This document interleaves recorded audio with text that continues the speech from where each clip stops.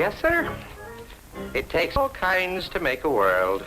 Yeah, to coin a phrase. For instance, this guy I met had a black tail. Now, a minute, Sam. Before you go any farther, let's get a few things straight. Now, first, I don't believe you. Second, I'm not going to offer you a drink. And finally, under no conditions whatever will I lend you any money. You've got a mean and cynical streak that would show a laughing hyena. I made a simple statement of fact and not one word about me. And as for the drinks, well, I might not refuse one if you were polite enough to suggest it. But I ain't the type to hint for nothing which ain't been offered. Still, talking is dry business. It ain't easy to tell a story when your lips is dry and your tongue is as sticky as a strip of that transparent tape stuff. What do you call it? Scotch? Well, now that you ask me, yes. The way you ever got the name of Square Deal Sam McGee beats me. Oh, well. Now, you say you met some character with a what? A long black tail? Yep. This guy I met had a long black tail of mystery, horror, and intrigue. Tail? You mean a story, you scoundrel? Why, of course I meant a story. You don't think I'd tell you anything that wasn't true, do you? Well, it was quite a yarn. But he didn't tell it to me till after I'd known him for quite some time. Oh, an hour or two anyway. Where we met was in the back room of Nick's Bar and Grill, which is what some of the crude people might refer to as a gambling joint. The outside ain't much to look at, but that's just the window dressing, you might say. In the cafe section, Nick almost pays the rent by serving hot platters and pink ladies. In the private back room, he makes the bulk of his, well, if you'll pardon the expression, revenue. The way I happened to notice this Barton guy, that was his name, Fred Barton. He was winning at roulette. Not just once in a while, but steadily and heavily, which was remarkable enough, considering the honesty of Nick's wheel. But what was even more remarkable was how Barton was taking this streak of his. Most people get excited when they're winning, but not Barton. To look at him, you'd think them chips he was taking in with both hands after each spin of the wheel was cod liver oil tablets. You've heard of good losers. Well, this Barton was the worst winner I ever laid eyes on. He didn't even smile when Nick walked in from his office and threw the cash down and announced that the bank was bust. That broke up the game. Barton stuffed his pockets with what he apparently considered garbage, and I moved on to take a seat in the open poker game. But it was a table stakes game of stud, old hoss with nothing wild. The load. Take what you can cover. $110 there. I only got 90. All right. 90 it is, then. You're bluffing. Could be. Still, you raised on the come. You, calling, Buglebeak?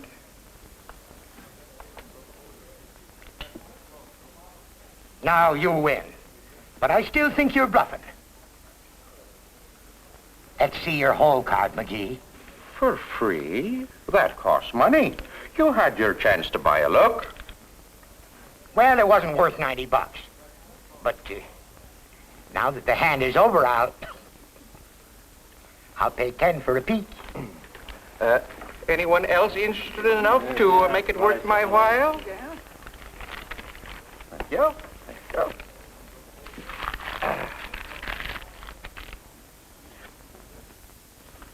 A bust!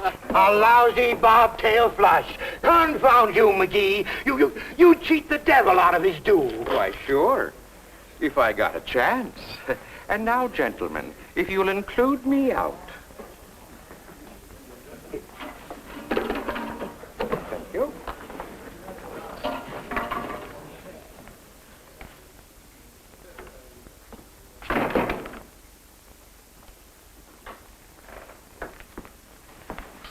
A scotch and soda, Mac.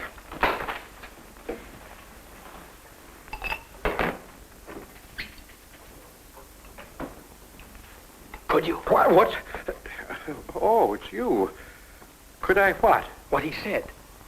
Friend, I got no time for guessing games. So will you crawl back into the woodwork you just plumb out of? Because if you can, I'll pay you $500. $500? 500, 1,000, I don't care. The money means nothing to me. I'll pay any amount you ask, if you can really do it.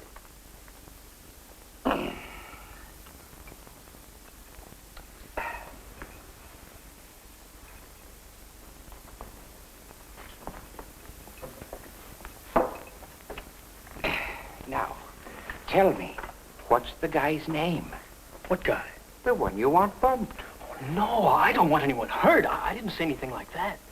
Well, then what is it you want me to do that's worth $2,000? I've already told you what that man in there said you could do. I want you to cheat the devil out of his due. The acoustics in this dump is awful, but I could swear I heard you say something about cheating the devil. That's exactly what I did say, out of his due. Because, you see, his due is my soul.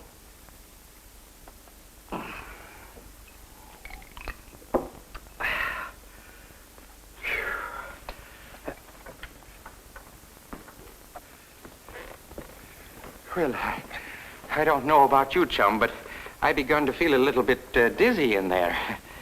Now, will you please tell me what the devil it was you were talking about? That's it. That's precisely it. I've been talking about the devil and his realm. Eternal damnation, the terrors of the flaming pit, everlasting torment. Fool that I am, I sold my soul to the devil. Well, it's been nice knowing you, pal, but not too nice. Oh, wait, Mr. McGee, don't go. I'm not crazy. I'm telling you the truth, and I can prove it. You can? How? Well, look, you're a gambling man. Make me a bet. A bet? Sure, bet me about something. Anything. Pick out the most ridiculous, the most irrational bet you can think of, and I'll take the short odds. Well, if you ain't nuts, you're the nearest facsimile thereof I've ever seen. But never let it be said the square deal Sam McGee missed an opportunity to turn a square buck. What's the bet? Well, since you insist on putting your chin out, I'll bet a 10 spot that the next man to come around that corner will be wearing skirts, have wings, a tail, and have 4 arms. And just for good measure, he'll be smoking a long black aroma. Very well. What odds do you want? Want? I'll give 20 to 1 against. Oh, don't be foolish. We'll call it an even money bet. Put the money down here. All right, done. Well, chum, I don't know where you contracted this mania, but I hope it teaches you not to make any more silly...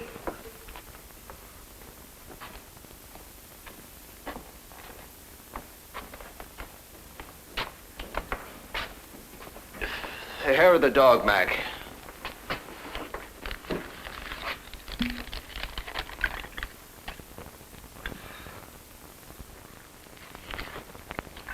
These television rehearsals are something awful, I can tell you. Man from Mars already, with an antenna for a tail. Huh. Well, I'll be seeing you, Mac.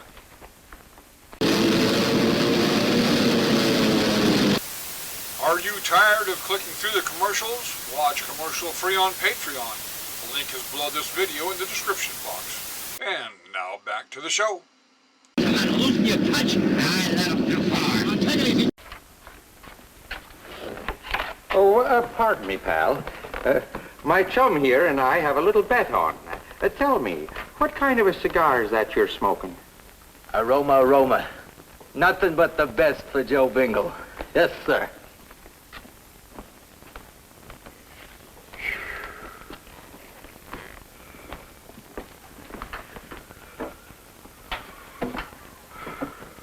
Now do you believe me?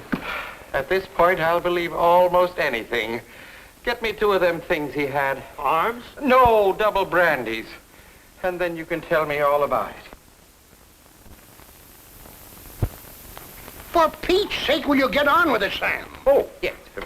Well, anyway, as I was saying, this guy Barton got dabbling in magic. Black magic. And that's how he got himself in the sorry fix that he was in. Oh, conjuring up demons, huh? One particular demon. The devil himself, old Satan. Well, he got hold of some ancient books, the titles of which he told me, but that ain't exactly in my line. Books, that is. So I don't remember their names. But anyhow, he got hold of these old books, and being of an inquisitive nature, he practically pored over them night and day. And then, well, one thing led to another, and he started experimenting with the rituals in them. It was just sort of a plaything in the beginning, but you know how hobbies get a hold of you. First thing Barton knew, he was getting himself deeper and deeper into the occult. Next, he got to poking around in strange places, picking up the unusual ingredients needed to conduct his investigations. Such odds and ends as skin of a toad and blood of a bat, hair of a goat newly slain, and hide of a black hare killed before sunrise, to mention a couple of the milder ones. And finally, he memorized the conjurations necessary to call up a familiar spirit. And that's how, like he told me in Nick's Bar and Grill, he progressed steadily upward to his downfall. To be frank with you, I never actually believed the charms, any more than a child believes his wish will come true when he blows out the candles on his birthday cake. I see. But you underestimated the powers of the incantations, huh? Yes, because when I'd constructed the circle and taken my place inside it and recited the ritual summoning his satanic majesty... The devil? Yes, Lucifer, Satan, Beelzebub, whatever you want to call him, chief of the forces of evil. He controls, among other things, wealth, good fortune, and long life. Not bad things to have a hand in. That's what I thought, too, at the time. But I know better now. So? So I summoned Satan, and in the traditional phrases, I offered my pact. The surrender at death of my immortal soul if during my lifetime he would grant me vast riches and unfailing good fortune. And?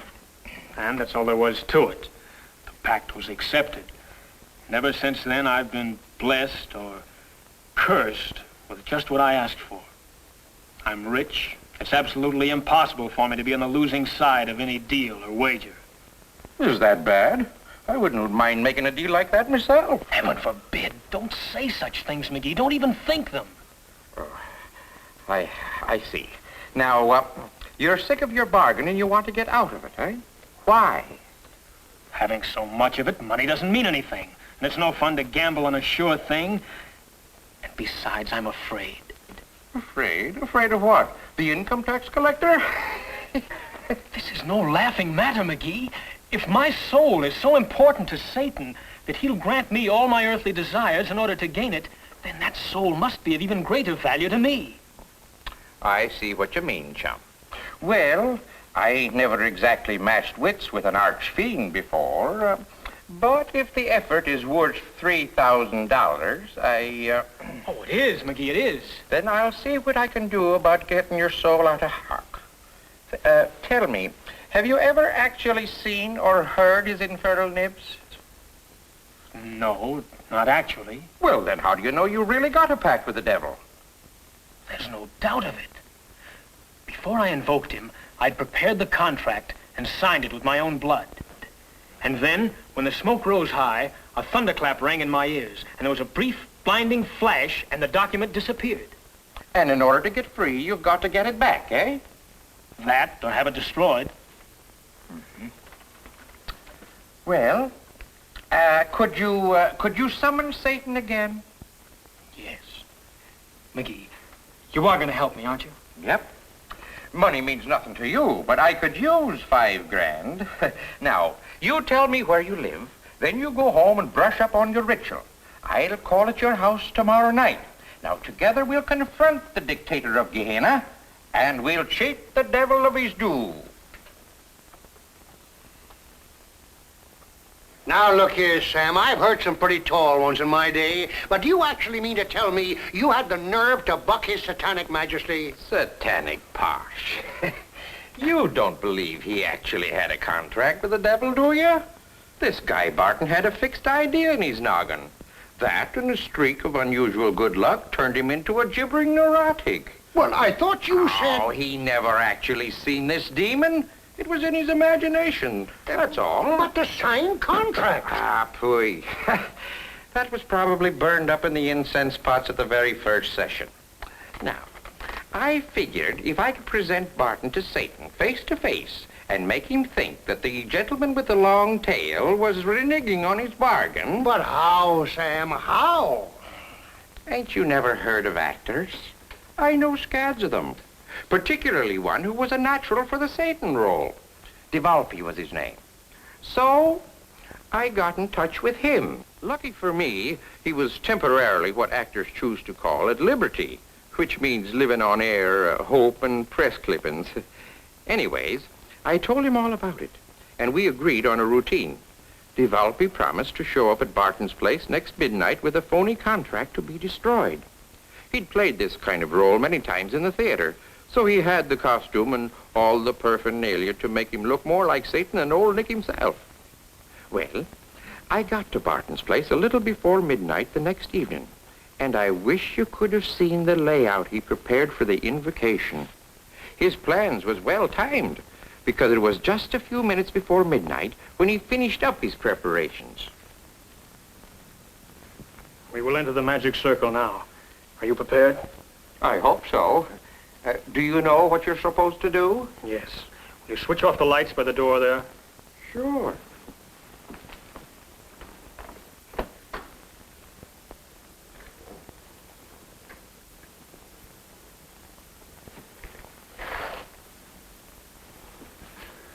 We're ready to begin. All right.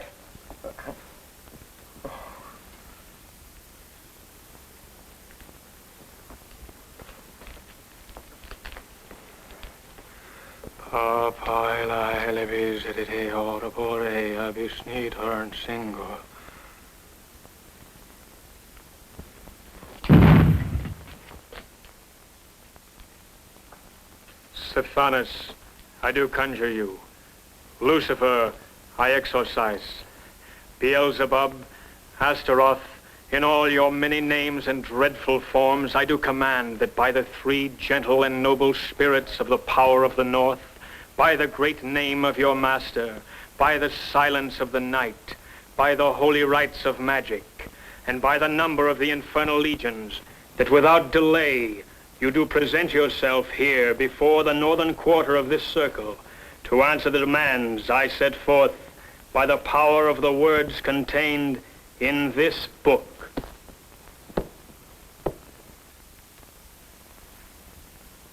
What went wrong? Nothing. It's sometimes necessary to repeat the invocation 3 times.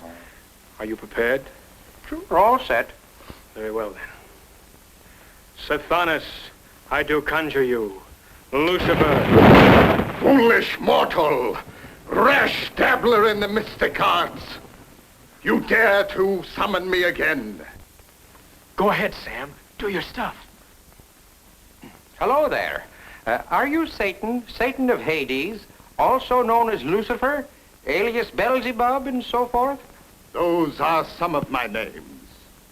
And who are you who question the Lord of the Netherworld? I'm a friend of this shrinking mortal here beside me. The name's McGee, in case you're interested. Square deal Sam McGee. Oh, the name is not unfamiliar. So you are Sam McGee. We're looking forward to entertaining you someday. Never mind the ad-libs, DeValpy. You have been summoned here for the second time to clean up a little contract you signed with my friend here. Have you got that paper with you? Not so, but... What? I thought we fixed up. If you wish to see it, I shall conjure it hither.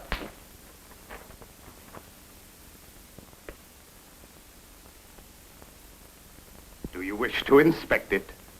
Do you wish to remind yourselves of its terms?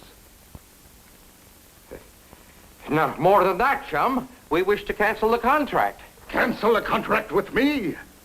Foolish earthling. Do you hope to break a pact with the master of cunning? I not only hope, I intend to do so. Ha ha! Puny human! Know you not that a contract with me is forged in the fires of Gehenna? Oh. Then you mean the terms is unchangeable? Inflexible. Well, As my unyielding will. in that case, maybe I should ought to be reminded of the contents of the compact. As you wish.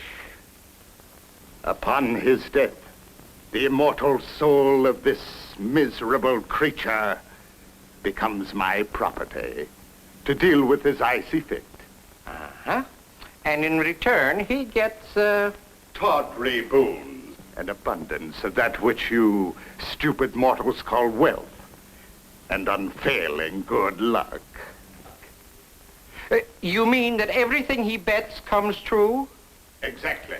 But that's ridiculous. Even you couldn't give him that power. Why, he might bet something fantastic. The power of the pit is without limit. There is no wager possible that Barton cannot win. But that's a lie. I bet that contract isn't legal. I'll take that bet, my friend. It is a completely legal contract, binding and irrevocable.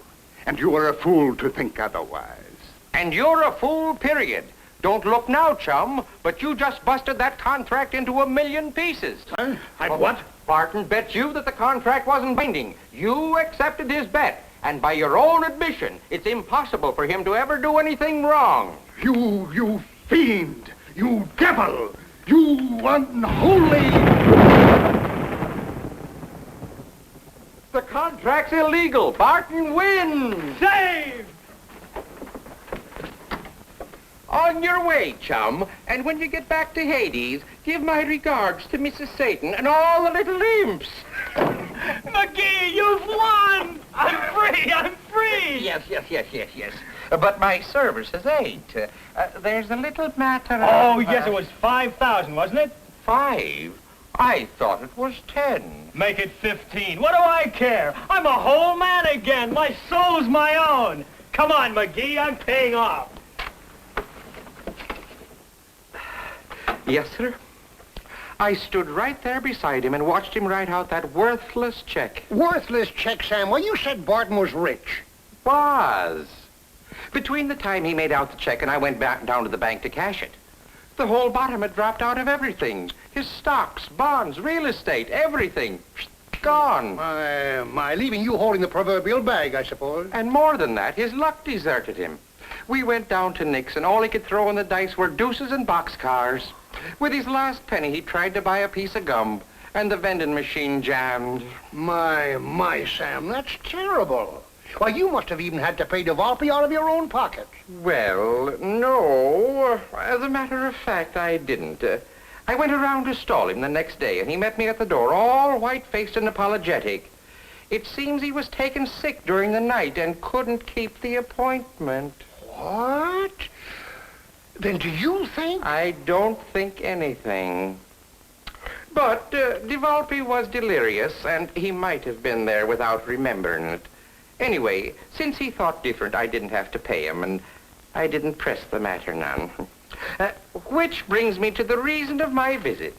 It's a small matter of finances. Now, I warned you, Sam. Now, it ain't as if I'm asking you for a handout or even a loan. I'm offering you a gilt-edge investment. Why, we'll make more money than the United States Mint. With a couple of $100 capital, we can... Oh, now with what? To bet on Barton's luck? You said Barton's luck had deserted him. That's just the point. It has deserted him. 100%.